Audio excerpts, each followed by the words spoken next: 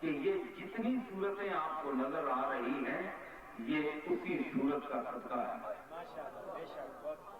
اور جس صورت کے حق میں سورہ والضحیٰ نازل ہے، سین اور صاد کا فرق ہے، تو یہ صورت وہاں بھی ہمیں نظر آئے گی کہ والے کہتے ہیں کہ تم گھر والے کی حیثیت سے اس کی تعریف کرتے ہیں، یہ تو تمہارا حق بنتا ہے اس کی اولاد جو ہو۔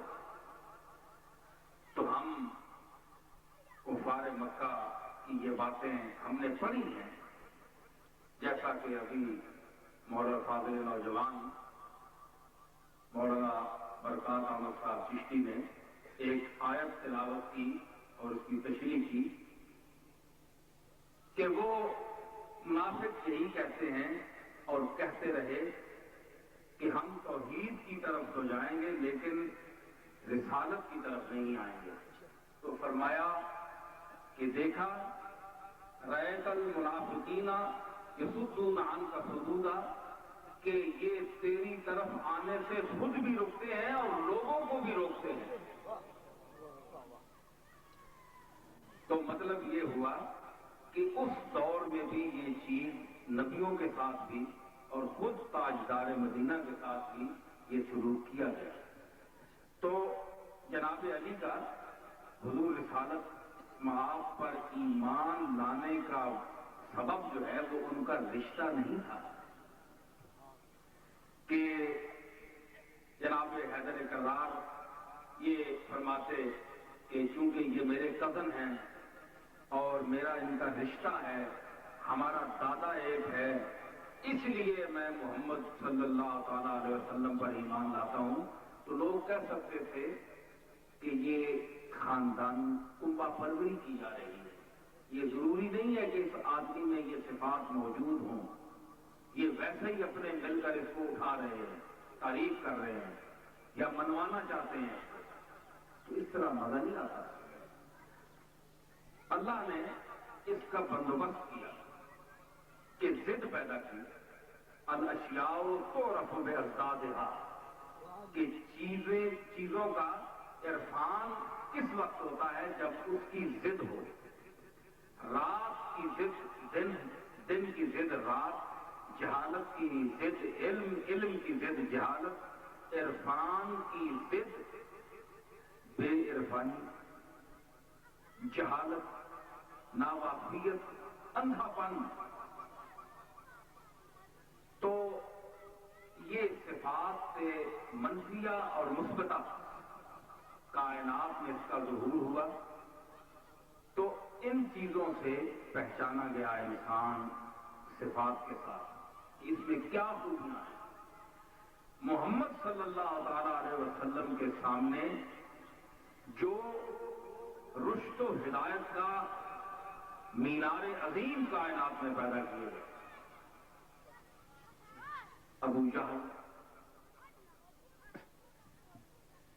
ابو لہب اور دوسرے رشتہ دار جو رشتے میں بھی بزرگ تھے، وہ سامنے لائے گئے اور ان کو کہا گیا کہ تم اس آدمی کے متعلق کیا کہتے ہو۔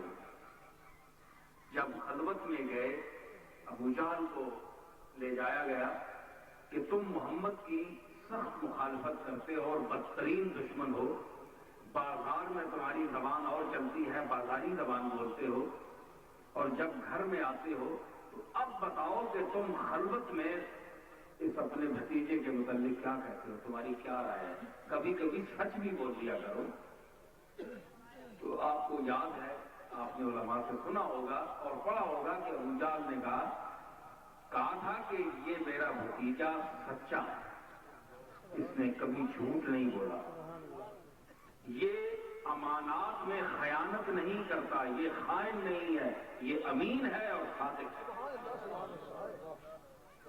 یہ دیکھیں کہ والفضل ما شہدت بہ الاعداء، کہ کمال تو وہ ہے جس کی تعریف دشمن کرے۔ ان لوگوں نے جو میرے دادا کے لیے جو الفاظ استعمال کیے، میں اپنے لیے تو اسے بتا نہیں اور نہ میں اس قابل سمجھتا ہوں خود کو، بہرحال یہ ان کی محبت کا اظہار ہے۔ لیکن کمال یہ ہے اپنے ماحول میں تو سب تعریف کرتے ہیں، والفضل ما شہدت بہ الاعداء، لیکن کمال یہ ہے کہ جس کی گواہی دشمن دے۔ میری اور آپ کی سرکار نے دشمن کی زبانیں بند کر دی اپنے اخلاق سے، اپنے خداداد کمالات کی وجہ سے۔ اور زبانیں ویسے تو کھلی رہتی ہیں کیونکہ نہ ماننا بھی ایک مقام ہے، اس کا بھی ایک ظہور ہونا ہے۔ جس طرح کہ سرکار کے چچا ابو لہب آخر تک آپ کو تسلیم نہیں کر سکا اور دنیا سے چلا گیا، اور تبت یدا ابی لہب یہ آیت سورۃ نازل ہوئی۔ تو تعریف جو ہے یہ دیکھی جائے کہ یہ تعریف کس کی کس حوالے سے کہاں تک درست کی جا رہی ہے۔ تو میں یہ ذرا ایک تمہیدی جملے کے بعد یہ بیان کرنا چاہتا ہوں کہ آپ یا ہم جن لوگوں کی تعریف کرتے ہیں ان کی تعریف بذات نہیں ہے۔ کوئی شخص تعریف کے قابل نہیں ہے اللہ تعالیٰ کی ذات کے سوا۔ حقیقی تعریف ذات فحد کی ہے، وہ ذات ہے جس نے اس پوری کائنات کو پیدا کیا، یہ اس تعریف کے قابل صرف اسی کی ذات ہے۔ یہ عزت اور یہ تعریف صرف اسی کی ہے۔ فرمایا الحمدللہ رب العالمین۔ الحمد میں علماء جانتے ہیں مجھ سے بہتر کہ الحمد میں الف لام یہ استغراق کا ہے کہ پوری کائنات کی جس قسم کی جو تعریف ہے، جس وقت جس انداز میں کی جائے، حقیقت میں وہ اس کی تعریف ہے، مانے کی تعریف تو اس کی ہے۔ لیکن جن لوگوں کو اپنی مخلوق کو جن جن تعریفوں اور خوبیوں اور فضائل سے نوازا اس دائرے میں رہ کر کسی کی تعریف اس حد تک کرنا جائز ہے، اور یہ حقیقت میں خالق کائنات کی تعریف ہے۔ تو ہم جب انبیاء کو دیکھتے ہیں، صحابہ کو دیکھتے ہیں، اہل بیت کو دیکھتے ہیں، صوفیاء کرام کو دیکھتے ہیں، علماء راسخین کو دیکھتے ہیں۔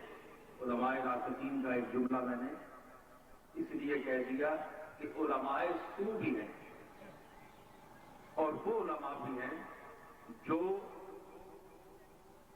روپے کی کڑک، پیسے کی چمک اور دولت کی ریل پیل دیکھ کر اپنے فتوے بدل دیتے ہیں۔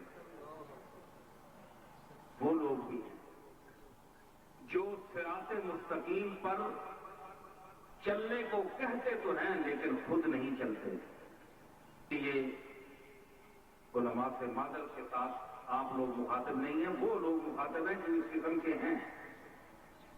اس لیے آپ بھی دیکھیں کہ ایسے لوگوں کے مزاروں پر اندھیرا ہی اندھیرا ہوتا ہے، کبھی چراغ بھی روشن نہیں دیکھا ہوگا۔ ہمارے اسلاف، ہمارے آباء و اجداد بحمداللہ رسول اللہ صلی اللہ تعالی علیہ وسلم کی شریعت کے عالم تھے، عامل تھے اور محافظ تھے۔ انہوں نے زندگیاں اسوہ رسول پر گزاری، لیکن پیسے کی چمک دیکھ کر انہوں نے فتوے تبدیل نہیں کیے۔ آج ان کے مزارات بھی دیکھ لیں، ان کی قبریں زندہ ہیں، کہ قبریں زندہ ہونے کی دلیل یہ ہے کہ مردوں کے پاس کوئی نہیں جاتا۔ جن کو اللہ تعالیٰ مرنے کے بعد کچھ اپنا فیض دیتا ہے ان کے پاس لوگ جاتے ہیں، مردوں کے پاس کون جاتا ہے؟ فرمایا الحاکم التکاثر حتی زرتم المقابر۔ تو یہ زرتم المقابر کا یہ مطلب نہیں ہے کہ تم جا کر مقبروں کی زیارت کرتے ہو، یہ مطلب یہ ہے کہ تمہیں اس تکاثر اور دولت کی فراوانی اور اس کی ہوس نے غافل کر دیا ہے۔ تم انجام حیات کو بھی دیکھتے ہو کہ روز کندھوں پر جنازے اٹھے ہوئے قبرستانوں میں جاتے ہیں، حتی زرتم المقابر کا یہ معنی ہے، یہ زیارت نہیں ہے۔ تو ہم زیارت اس لیے کرتے ہیں ان کی قبروں کی